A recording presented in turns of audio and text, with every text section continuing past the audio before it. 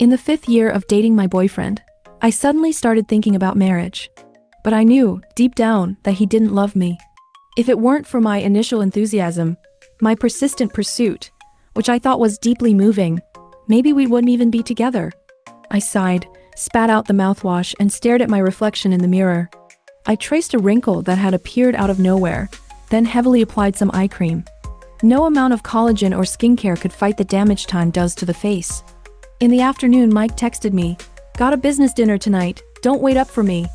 I was feeling restless, so I made instant noodles, fed the cat, and lay on the bed playing games. After a while, my eyes got tired. It was already 10 p.m. and Mike still hadn't come back. Bored, I opened up his ex-girlfriend's social media. This had almost become a habit for me over the past 5 years, checking on her life, whether something was up or not. Her name is Mia. Such an artsy name. It had been a while since I last checked, and I noticed she seemed to have returned to her home country. She posted something today. Just 2 sun emojis, a selfie with a sweet smile, and 2 cute dimples. There was also a picture of some food on the table. I zoomed in on the picture and saw a familiar hand. That was Mike's hand, wearing the watch I gave him. So, he went to meet his ex-girlfriend behind my back today. I scrolled back and saw that Mia had returned about a month ago. A sudden thud sounded in my chest. I started to think back to Mike's behavior this past month. He's always had business dinners, and I never thought much of it. But now I wondered how many times he had been secretly meeting up with his ex. I dialed his number. "Hello?" The cold voice on the other end didn't ring for long. "Where are you?" I asked. There was a brief pause, maybe because he didn't expect me, the one who never called him, to ask so directly. "Downstairs. I'll be up soon." "Okay, I'll wait for you." The response was as neutral as always. I've never liked lukewarm water. It's either hot enough to drink or ice cold. I hate the in-between, just like I hated my own inability to face the reality of my situation. Mike came back, and I didn't say anything. He didn't explain either. As always, I wrapped my arms around him from behind. "Mia's back, huh?" I asked, my voice calm. I felt his back stiffen for a second. He replied. "You've seen her, haven't you?" Why didn't you tell me?" There was a long silence, and then a sigh escaped from him. I understood. That silent sigh was his answer. I was just someone who could be discarded anytime, no need to explain. I turned around and suddenly felt a dryness in my eyes. Tears uncontrollably soaked into my pillow. The next morning, Mike was already gone. Looking at the empty room, I suddenly realized how uninteresting this was. I thought I could act like nothing had happened and continue with life, but I found out I couldn't. I had been tolerating my boyfriend's feelings for someone else for so long, pretending that time would make everything fade away. But now, I couldn't bear deceiving myself any longer. He didn't love me. I called my best friend Lily and her boyfriend to help me pack my things. My stuff was everywhere. I had no idea how I had accumulated so many little things that filled up every corner of the house. Well, Mike's house. I didn't hear from Mike the entire day. Fine. When I left, I placed the keys at the entrance and took one last look at the house. The cat circled around me. Well, it wasn't even my cat. I sighed. Finally, I closed the door and left. Lily said I had finally come to my senses, that I wasn't going to hang myself on the same tree anymore. I said, "I'm finally getting out of this situation and letting someone else take over." To celebrate my return to the single life, Lily invited some friends over. We drank, played games, and stayed up late. Everyone got tipsy after a while. After the party broke up, those with boyfriends or husbands were picked up, leaving just Lily and me. "Always count on your best friend," I said, leaning on Lily's shoulder, suddenly remembering my first encounter with Mike. It was at a college gathering. He was 2 years older than me and was responsible for welcoming the new students.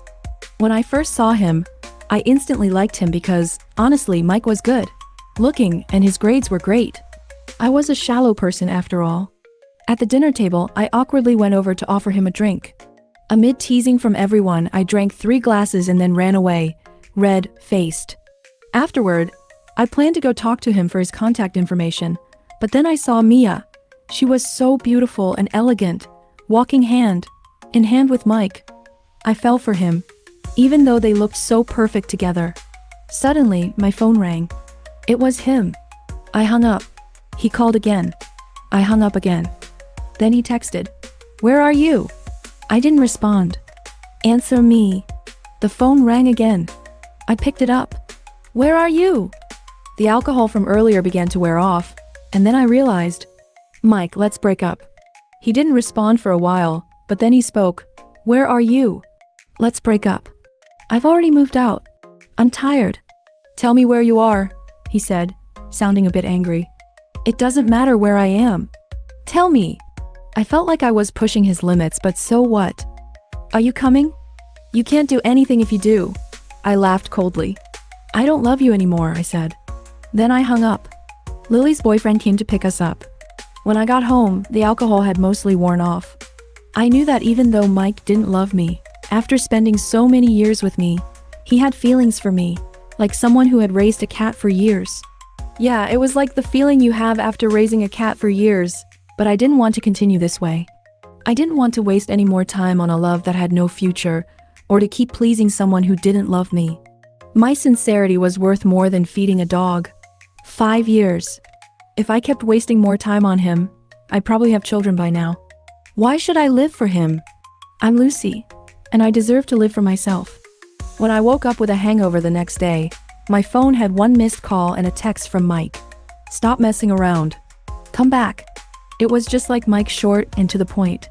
I had already moved out, yet he thought I was just playing games with him. I remembered how many times we fought, and I left. He never came after me because he knew that within a day, I'd come back on my own. If it took longer than that, he'd send me a message asking me to come back, and I'd always think he was being soft, so I would return. But it was different now. My patience had run out. A few days ago, I thought maybe I should just settle down with him. I'm 28, after all. Who I marry doesn't really matter as long as it's someone I know. But it wasn't until Mia came back that I realized, this isn't going to work. For the next few decades, can I really keep giving without getting anything in return in my marriage? After I finished my morning routine, I went to work as usual. Recently, I had ventured into a new area of work, and I was so busy that I stayed late at the office, not having time to check my phone. When I was about to leave at 9 p.m., I saw Mike downstairs at my office.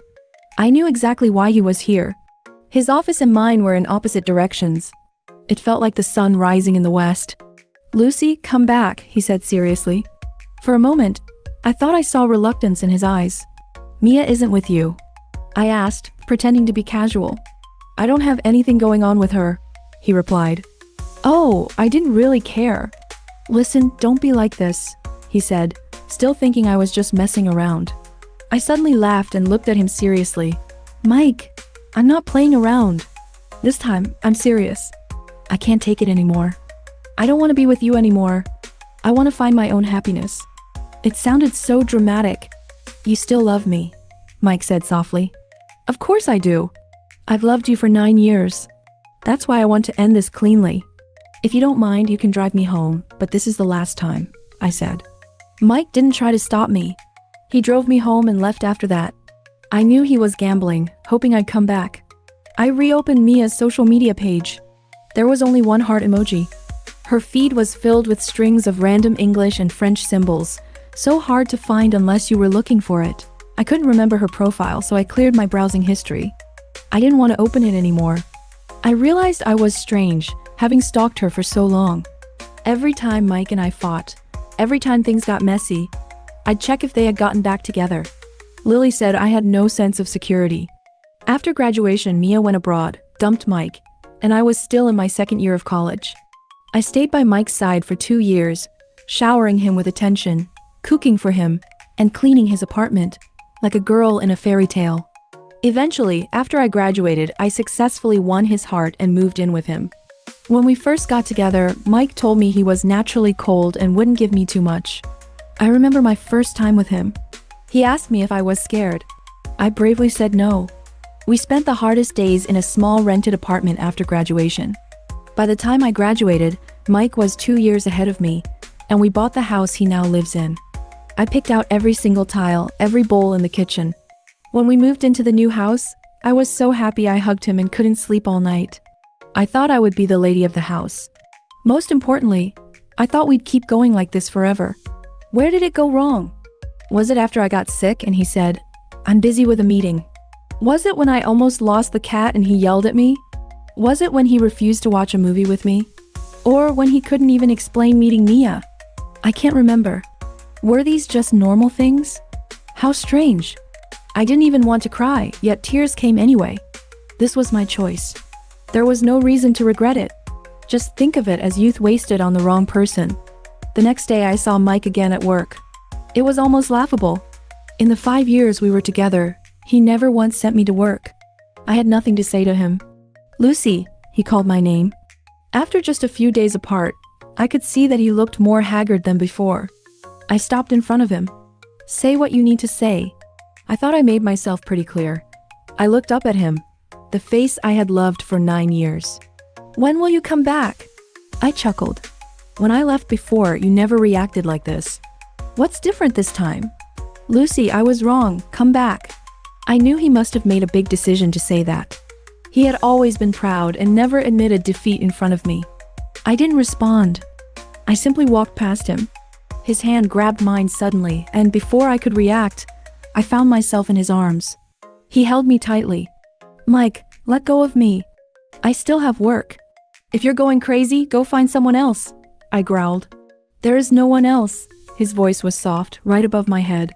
"It doesn't matter if there is or isn't. I've already broken up with you," I said, feeling trapped in his embrace. "There's no Mia, I just met her once." I was wrong. Sometimes I think men are really a little shameless. When you're passionate about them, they don't seem to care, but when you stop caring, they rush to find you. "Can you take me to the office?" I said, not feeling any stirrings in my heart from his words. Honestly, I wasn't affected by his apology. I was just trying to avoid being late for work. We drove in silence. In the past, I would have talked to him about everything, even the smallest things, but now I didn't have the energy. I told Lily about it. She said, "Men just don't understand how to cherish you. If you forgive him now, he'll go back to his old ways. You've already made the tough decision to leave. There's no need to go back." Then she secretly told me that the son of her second cousin had recently returned to our city and was single and high quality. She thought I should meet him. "You know, I wouldn't introduce you to anyone who isn't quality," she added. I believed her and decided to meet him after work. I didn't want to run into Mike again. I was curious about this relative whom Lily had never mentioned before. He was wearing a simple t-shirt, with clean hair and a youthful face, looking like a bright, sunny boy. As soon as I sat down, he began introducing himself. "Hi Lucy, I'm Evans." Since it was my first time going on a formal blind date, I felt a little awkward and quickly introduced myself. Evans said he had just returned to the city and had only recently secured a job here. "It's true, the moon always seems rounder in one's hometown," I joked. "Exactly," he replied. I was having a great time talking to him. I had expected blind dates to be full of awkward moments and strange people, but this one wasn't bad at all. After dinner, Evans suggested going to the movies. I was a bit dazed. I couldn't even remember the last time I went to a cinema. We watched a comedy that had just been released, and I laughed like a fool in the theater. It was the happiest I'd been in days. So when he suggested driving me home afterward, I didn't refuse. But of course, I didn't expect Mike to be waiting downstairs at my place. When Mike saw the person next to me, he froze. I had no intention of explaining anything. I turned to Evans and told him to go ahead. Maybe he felt this was a private matter, so Evans nodded and left without asking. "Who is he?" Mike grabbed my hand and demanded. "No one. Just a guy from a blind date," I said, pulling my hand away. "Just a few days and you're already rushing to find someone new?" His tone was clearly angry now. I felt helpless. "Mike, I really don't know what you want from me. I've made myself clear. We broke up. I don't want to be with you anymore. Can't you see that? Don't think I'm just trying to get back at you. Honestly, I just want to move on with my life and meet new people. That's all." "Why?" he asked, his voice more urgent now. "There's no reason, Mike, I'm tired. I really can't do this anymore. Do you want to get married? If you do, we can go get the marriage certificate tomorrow." Mike's tone became desperate. I found it almost laughable. Mike pulled me toward him, holding my shoulders and looking down at me. "That day Mia asked me out for dinner. I was worried you'd misunderstand, so I didn't tell you. There's nothing between us. We're just old friends meeting up." I pushed his hands away. "I know.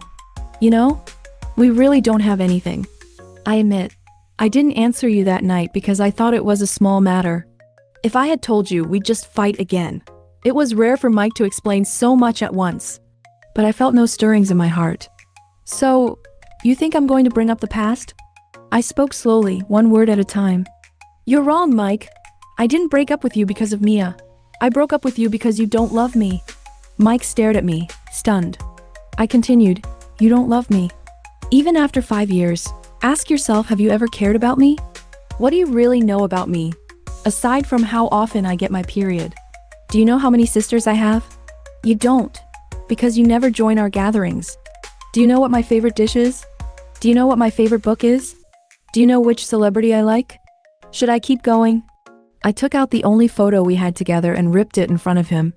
5 years. We only have one photo together and now it's gone. I turned and walked upstairs. I didn't know what was going through his mind, but I felt light as a feather. For a long time after that, I didn't see Mike again. I occasionally met with Evans, and I told him about my relationship with Mike. I even said, half jokingly, not to waste time on me, because truly forgetting someone takes time. But Evans, being the gentleman he was, responded generously that he didn't have many friends here, and he treated me as a new friend. On that basis, I gladly invited him to join our gatherings with the girls. Lily often whispered in my ear that Evans might be a good match for me, and that if I didn't open myself to new love, I'd never be able to forget the old one. I scoffed at that. Because when Mike and I were together, he told me that Mia was his true love, and no matter how much he was with me, he would always keep a place in his heart for her. I had agreed readily, afraid that if I didn't, he'd dump me on the spot. After all, I thought I already had him. I'd asked him why Mia left for overseas, and he told me it was always her plan, being an art student, wanting to experience the world. As for why the breakup happened after she went abroad, Mike never told me. That's why I kept an eye on her. I remember when we first bought a house together. To celebrate, he got drunk for the first time in ages and fell into my arms saying, I finally have everything. I understood what he meant. But my excitement had clouded my judgment, and I didn't think about it deeply at the time. Mike had truly worked hard. After a few years out of college, he had established himself in this city. His job required impeccable attention to detail, and he never allowed himself to make mistakes. The rewards were evident. He rose quickly in his career and had a steadily increasing salary. I, of course, felt for him, seeing how tirelessly he worked. But all he ever told me was that he wanted a home of his own. At the time, I thought that home was going to be our home. So I tried to be considerate, not wanting him to worry about me. I never sent him messages during work hours. I didn't disturb him when he was working late, keeping myself entertained. When he wasn't working late, I made sure to prepare meals for him. I kept the house tidy and organized. But I'm also a girl, and I want sweet love. I want the care of a boyfriend. So I pushed him away. Sorry, I already have a boyfriend. I wiped my tears and tried to control my emotions. Once again, he pulled me into his arms. I don't want you to go, Lucy. I can't live without you. I broke free from his embrace. But I don't love you anymore, I said softly without any emotion. I don't believe it. Mike looked at me in disbelief. 5 years, how could you not love me? He asked. I smiled. Yes, 5 years. So why don't you love me? I love you, Lucy. I've gotten used to having you around. The house is empty without you. Even the cat doesn't let me hold it. When he mentioned the cat, I felt disgusted. Because that cat was one Mia and he had raised together. After Mia went abroad, the cat stayed with Mike, but I had always been the one taking care of it. I remember once, the only time I took the cat out for a walk with its leash. But when I was closing the door, the cat suddenly broke free from my hand and ran into the stairwell. I was stunned and ran down from the 20th floor, but couldn't find it anywhere. I collapsed in the lobby on the first floor, trembling as I sent Mike a message. Soon Mike called. This was one of the very rare times he called during work, but all I got was a barrage of insults. How can you be so stupid? Didn't you use your brain before you went out? You lost a cat. Do you know how important this cat is to me? I cried on the phone, apologizing continuously through my sobs. He hung up with the last words. If you can't find the cat, don't come back. I shakily called Lily. Lily comforted me on the other end. Lucy, trust me, the cat will definitely be found. Calm down, don't cry. Listen to me, the community needs a key card for access, and the basement is locked. It's not too late, go to the basement first, and if the cat's not there, check the security footage. Her soothing words calmed me down and I ran to the basement. Luckily, it wasn't too long before I spotted the cat at the corner of the basement stairs. I sighed in relief and quickly sent a photo to Mike. He replied with a simple "got it." But later, Lily said that our community was so secure that not even a fly could get out, let alone a cat. After that, I never took the cat out again. I always considered myself a calm person. I lost my composure because I had valued everything about him too much at that time. I knew how much the cat meant to him, so I was careful not to upset him, afraid I'd lose him. But looking back now, his attitude toward me had already said everything. I held back my disgust and told Mike, "It's over, Mike. We don't have a future." "How can it be?" Mike raised his voice, losing control. "Why?" "I admit I wasn't paying attention to you before, but we've been together for so many years. Don't you feel reluctant?" In his eyes, Mike was still only thinking about himself. The last month, when he felt I was being unreasonable and told me to come back, was because he thought I should be the one left behind, not him. In his mind, I had no right to break up with him. Even if I feel reluctant, it's over. I opened my phone, found a photo, and showed it to him. It was a photo of me with Evans. I like to document my life, and coincidentally Evans does too. He doesn't think it's childish for two people close to 60 years old to take pictures together. "Sorry, I have a boyfriend now. I care about him and of course, I wish you happiness." Just as I finished speaking, Mike grabbed my hand, pinched my chin and leaned down. Slap. I slapped him. Then I said, "Mike, don't make me hate you." His eyes were bloodshot as he let me go. Once I got home, I immediately told Evans what had happened. Evans, worried about me living alone, came over that night and took me to his place. "I should say this first, I'll only stay for a few days," I said, wrapping my arms around myself as I spoke to Evans. "Don't worry. You can sleep in the master bedroom and I'll stay in the next room." Well, well, well. Didn't expect you to be not only young but also have such pure thoughts, I teased. But Evans wasn't having it. He pulled me over, wrapped his arms around my waist and gently kissed me. "Men can't be described as pure," he whispered at my lips. This kiss was soft and tender, just like his nature giving me a sense of security. So it wasn't exactly cohabitation, but I moved into Evans's place, with each of us in separate bedrooms. I didn't expect to run into Mike again on my way home from work. Without saying anything, he grabbed me and pulled me into his car.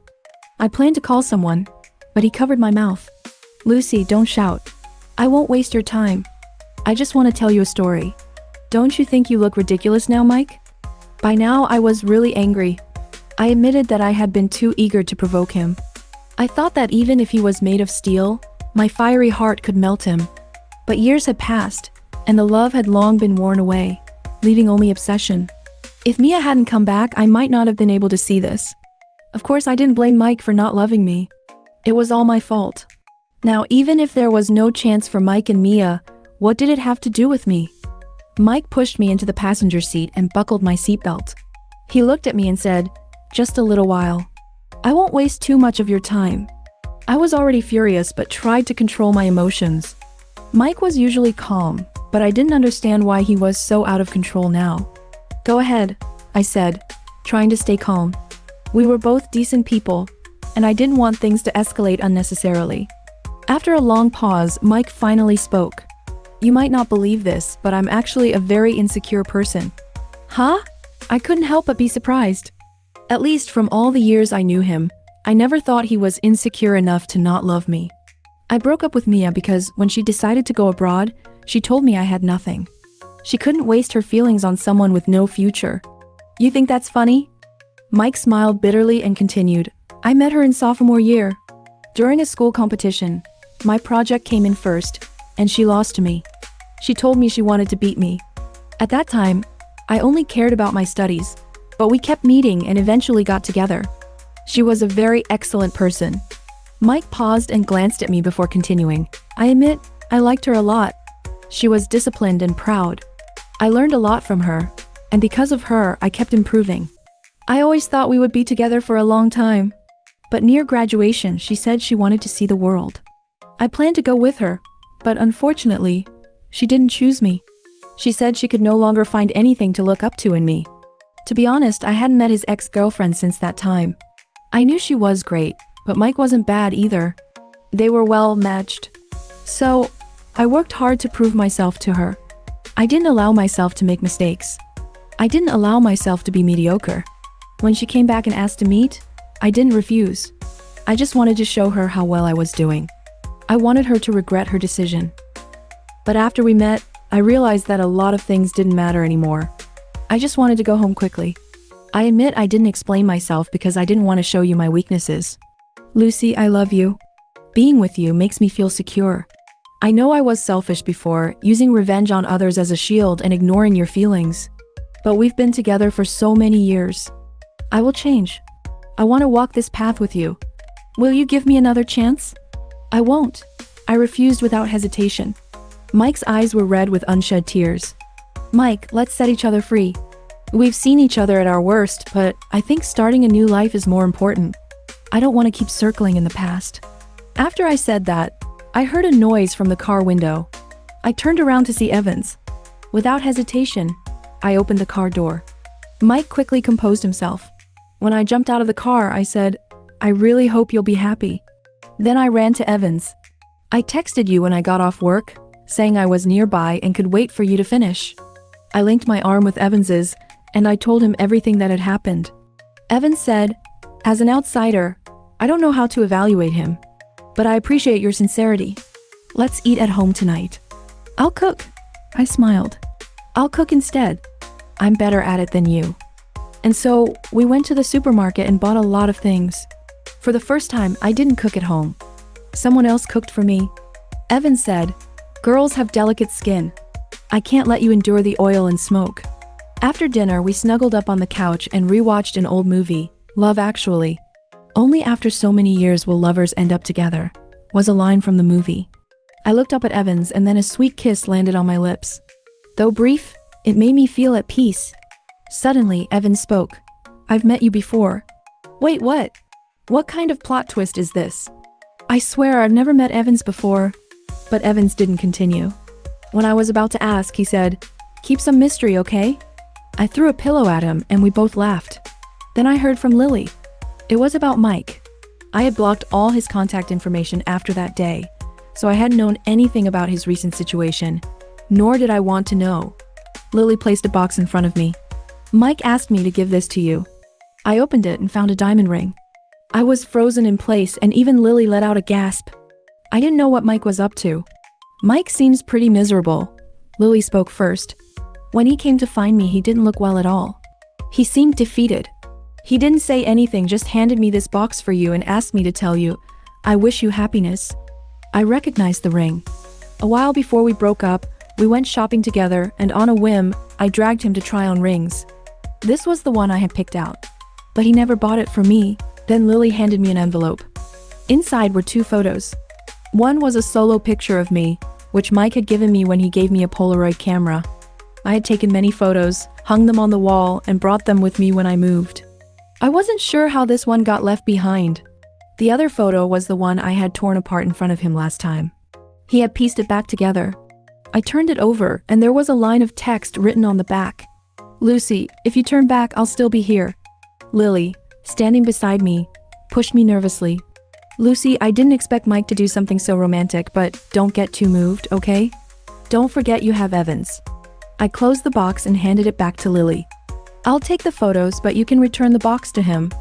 Also, thank him for me. Lily gave a relieved sigh. She probably thought that despite the breakup, after all these years of emotions, I might be moved by his actions. But honestly, I wasn't. I was touched, yes, but I didn't want to go back. I'd never mentioned breaking up before, even when we had big arguments. I'd always run away but return soon after. Once I've made up my mind, I don't change easily. Now that I've decided to say goodbye to the past, there's no reason to linger. It was like when I chased after him so stubbornly, thinking I could change him. But changing someone is incredibly hard. I spent 5 years trying, and still didn't succeed. When I was full of passion for him, all he thought about was proving something to another woman. His striving and efforts weren't about me. Did he really love Mia? No, he loved the version of himself that could make Mia look up to him. Did he really love me? No, he loved the version of himself who could make me give everything without expecting anything in return. He loved himself. When I talked about this with Evans, he showed understanding. He said, "We all learn how to love through ups and downs. But only mutual effort will lead to a result, whether good or bad, so that no one will have regrets." He affectionately held me and said, "Then let's explore together in the future." Yes, Mike taught me how to grow. Even though it didn't work out in the end, I still thank him. He taught me how to love in the future. I'm also grateful for his excellence, which inspired me to keep improving. Evans and I are trying something new, and we've been honest with each other. We've agreed to put in the effort and write our own story. I can't say we loved each other at first, but we're both willing to give our hearts again. Isn't that a kind of courage? We traveled to many places. From exploring the surrounding cities to short trips and long journeys. We went to enjoy the flowers and the sounds of birds and frogs. We climbed mountains to catch the sunrise, laughing like fools even when exhausted. We dived to see coral and fish, struggling underwater until we nearly ran out of oxygen. We set up a tent on a mountain top to wait for the stars, shivering from the cold. I even went to my first concert, shouting and cheering excitedly. I even tried paragliding with Evans. When I fell from 10,000 meters, I spread my arms wide, feeling the wind howling past my ears. That moment, I felt only awe. I realized there were so many beautiful things in the world I'd never experienced before. Evans and I promised each other that no matter how busy life got, we would always make time to clear our minds. A year later, Evans prepared a grand proposal for me. I didn't cry, I just smiled at him. I wanted to feel and witness the experiences we'd share in this world together. I was so happy. 1 year after that, Evans and I got married. On our wedding day, I didn't expect Mike to show up. I thought we would never see each other again.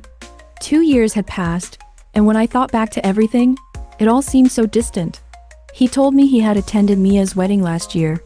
He said, "Congratulations on finally finding your happiness." Evans invited him to sit with the other guests.